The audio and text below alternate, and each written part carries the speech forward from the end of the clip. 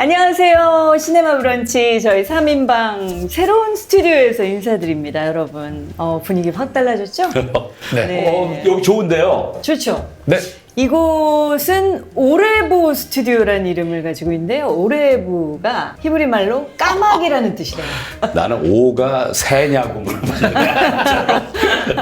까마귀 스튜디오. 바로 저희 시네마 브런치의 편집과 모든 기술적인 부분을 담당해주고 계시는 우리 장민혁 전도사님이 손수 마련하신 아기자기한 스튜디오입니다. 우리 장민혁 전사님 요즘 그 유튜브로 프로그램 진행하시잖아요. 네. 성경에 대해서 굉장히 좀 쉽게 설명해 주시는. 그렇죠. 엄청나게 많이들 구독자가 늘은 것 같은데 우리 크리스천 최근에. 유튜버 크리에이터 가운데 거의 샛별 스타? 네, 그렇습니다. 라이징. 가장 바쁘죠. 라이징이고 저희 라이징 스타? 구독자하고 비교가 될 수 없을 만큼. 얼굴도 미남이세요! 여하튼 이 오레부 스튜디오 많이 이용해 주시기 바랍니다. 아, 여기 멘트를 하는 말씀이시군요. 네. 그렇습니다. 저희 PPL 아주 홍보입니다. 전문가들이 모여서 그런 얘기를 해드리면 저희는 오늘 공짜로 이 스튜디오를 쓰는 거예요. 아, 농담. 야, 너무 세속적으로 이 프로그램이 지금 진행되는 것 같은데. 죄송합니다. 예. 그래서 네. 오레부 스튜디오 많이 이용해 주십시오. 네, 많이 네네네. 이용해 주십시오.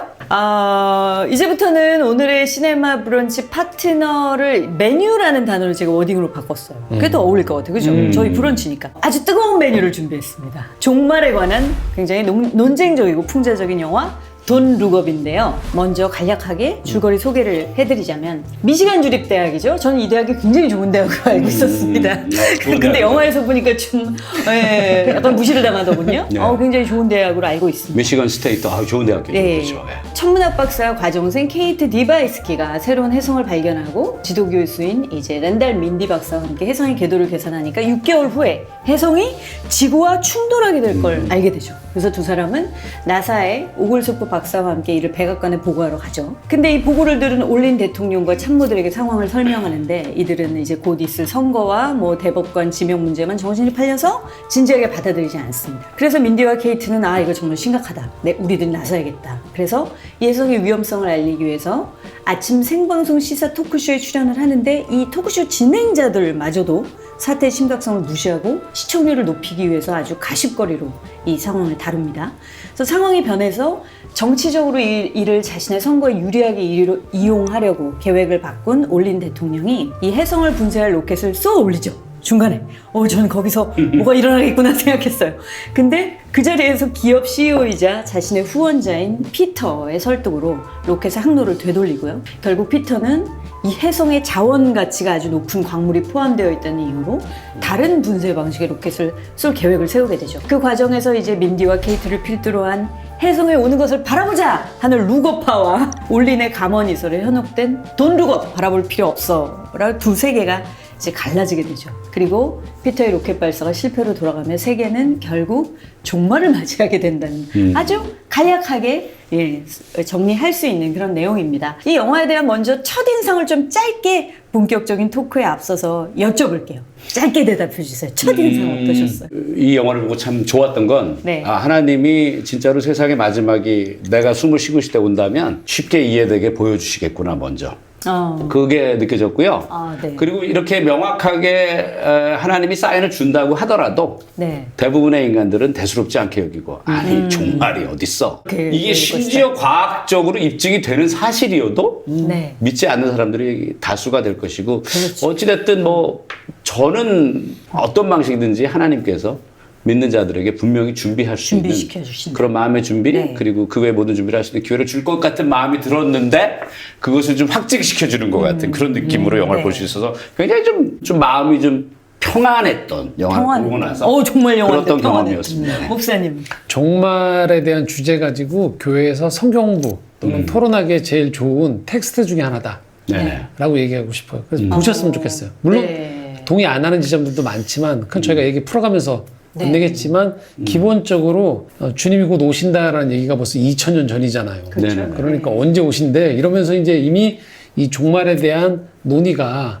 아주 추상적으로 흘러가는 이 시대에 한 번쯤 진짜 저런 일이 벌어질 수 있을까를 고민하면서 우리가 한번 그럼 네. 성경에 나와 있는 이야기는 어떻게 됐지? 이 영화랑 비교해 보기도 좋고 그런 좋은 텍스트, 영상 텍스트 맞아요. 자료라고 예. 생각이 들었습니다. 저도 예수님이 왜 그 마태복음 어느 장에서 이 세대를 비유하시면서 피리를 불어도 춤추지 않고 네. 애곡하여도 가슴을 치지 아니하였다 뭐 이런 그렇죠. 본문이 떠올랐는데 저도 굉장히 재밌게 봤고요. 재난 영화면서도 이 풍자가 가득하니까 굉장히 색다른 감상을 불러일으키더라고요. 과장된 부분이 없지는 않았지만 사실 미국의 요전 정부에서 일어난 실제 상황들이 좀 풍자되기도 했고요. 그래서 현실성도 있었고 영화 관련 뒷담화 잠시 소개해드리겠습니다. 사실 북미내에서의 평가는 저희는 사실 세 분 다 좋게 본 것 같죠. 근데 굉장히 반반이었대요. 의외로. 굉장히 많은 비난도 받았고 미국의 심야 생방송 코미디 프로 SNL 보는 것 같았다. 너무 성인 코미디 프로죠. 산만했다. 아. 최고의 배우들의 캐릭터를 너무 가볍게 풀었다. 뭐 이런 비난도 있었고 뭐 반대로 칭찬도 진짜 절반 50대 50이었다는데 독창적이다. 종말론 이슈를 무겁지 않고 유쾌하게 풀면서도 묵직한 성찰과 동시에 여운이 남는다. 이런 극단적인 평가 속에서 결과론적으로는 아카데미 4개 부문 후보에 오르는 것으로 아쉽게 그쳤습니다.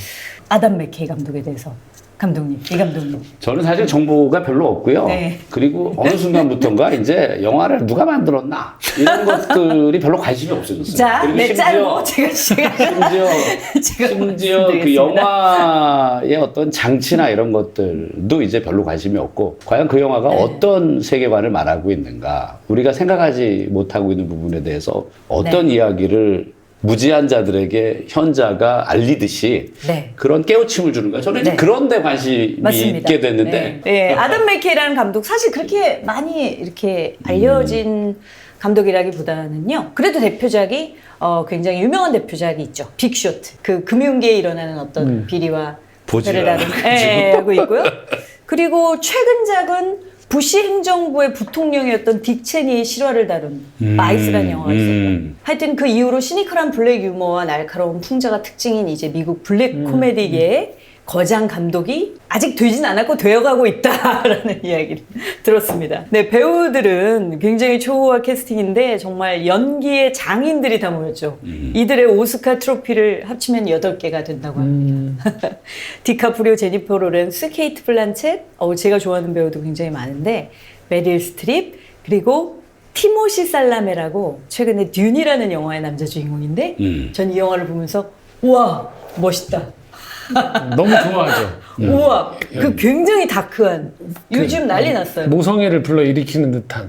네, 그게 저게 아니에요? 저 좀도둑 맞아요. 그렇죠? 그렇죠. 그 맞아요. 케이트 디비아스키 케이트 디비아스키가 나중에 사랑에 그렇죠. 빠지는. 근데 굉장히 지금까지 어떤 그 탑 젊은 배우들, 청춘 배우들 중에서 가장 다크한 이미지인데 굉장히 매력 있더라고요. 전 아까 그래서 왜 탑스타들 데려다 소비했다고 얘기하는 비난 중에 하나가 요 지점이 아닌가 싶었어요. 티모시 살라메를 왜 점도둑으로 저렇게. 야. 가장 중요한 역할 하잖아요. 네. 맞아요. 근데 좀도둑이지만 거의 유일하게 그 어릴 때부터 자기 마음속에 하나님이 있는 존재거든요. 네, 물론 네. 세상에서는 그러면 남의 것을 맞아요. 훔치고 이런 존재로 맞아요. 하찮게 살아가지만 그래도 마음속에 하나님이 있죠. 좀 하나님 두려워하는 마음도 있고. 예. 맞습니다. 마지막에 기도문을 네네네. 가장 중요한 역할을 하고 있습니다.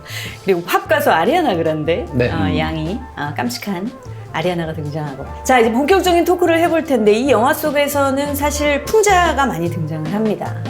시민의 눈을 이런 위험한 위기 상황에서 가릴 수 있는 3가지 권력이 등장을 하는데요.